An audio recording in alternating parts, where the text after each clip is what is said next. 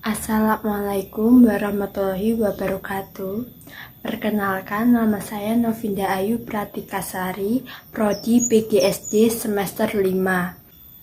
Kisah ini berawal dari ada seorang anak bungsu yang bernama N dan mempunyai 3 saudara laki-laki. Yang pertama yaitu D, yang kedua I, dan yang ketiga Y. Sang ayah bernama H dan sang ibu bernama S. Sang ayah bekerja sebagai wiraswasta tukang kayu dan saat ini tidak bekerja dikarenakan sudah waktunya beristirahat di rumah karena sakit jantung. Dan sang ibu bekerja sebagai guru TK di sebuah TK negeri di Kota Blitar. Saat masih SD, sang anak yang bernama N bersekolah di sebuah SD negeri di Kota Blitar.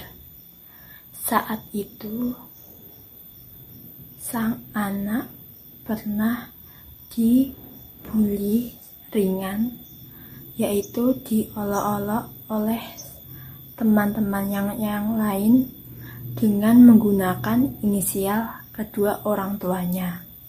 Sang anak yang bernama N juga jarang mempunyai teman yang banyak dan hanya mempunyai 1 orang sahabat saat masih SD yang bernama R. Sang anak yang bernama N juga jarang bersosialisasi dengan teman sebayanya karena memiliki sifat pendiam. Peristiwa itu pun terjadi saat masih SD, berlanjut ke SMP dan ke SMA. Tidak hanya berhenti di situ saja. Saat di rumah, sang anak yang bernama N juga kadang menerima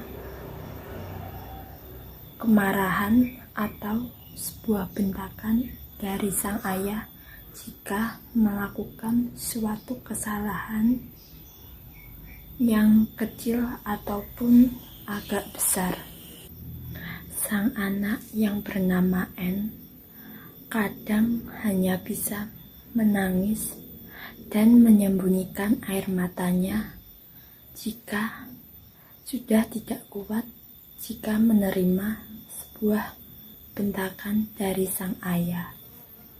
Tapi saat beranjak dewasa dan bertambah umur, sang anak sadar jika apa yang dilakukan sang ayah tersebut mungkin saja bisa terjadi karena perlakuan kedua orang tua sang ayah kepada anaknya yang menjadi ayahnya sang anak yang bernama N.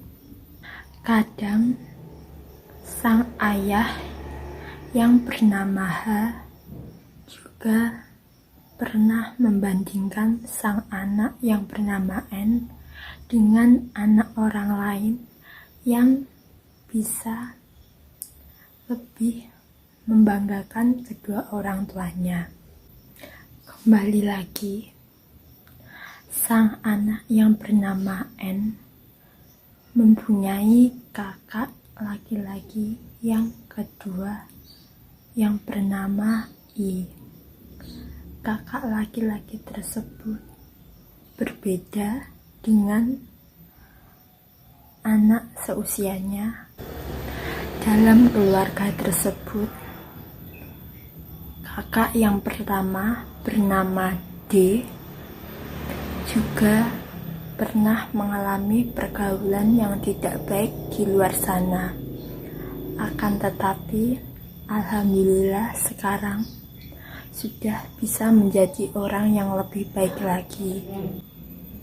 Maka dari itu, Sang ibu yang bernama S mempercayakan sang anak yang kedua yang bernama I untuk diurus jika orang tuanya sudah tua, agar suatu saat dapat diurus oleh sang anak yang bernama Y dan sang anak bungsu yang bernama N.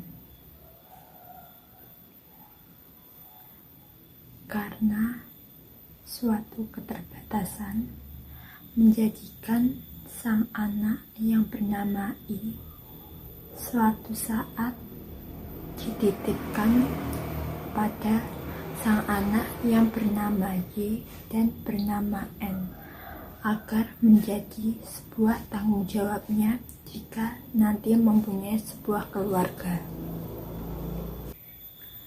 Dari kisah tersebut, motivasi yang dapat kita ambil yaitu Allah tidak mungkin memberikan suatu cobaan yang berat jika tidak bisa dilampaui oleh hambanya.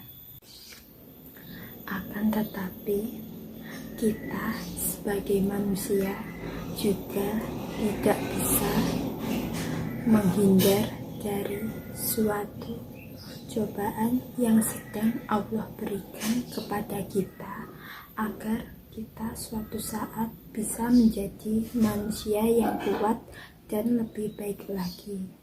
Maka dari itu, kita sebagai manusia jangan melihat seseorang yang berada di atas kita, tapi lihatlah seseorang yang berada di bawah kita. Banyak sekali mereka yang lebih banyak mengalami kesusahan daripada kita. Semoga saja apa yang sedang kita perjuangkan hari ini dapat menjadi suatu keberkahan yang akan kita temui suatu saat nanti.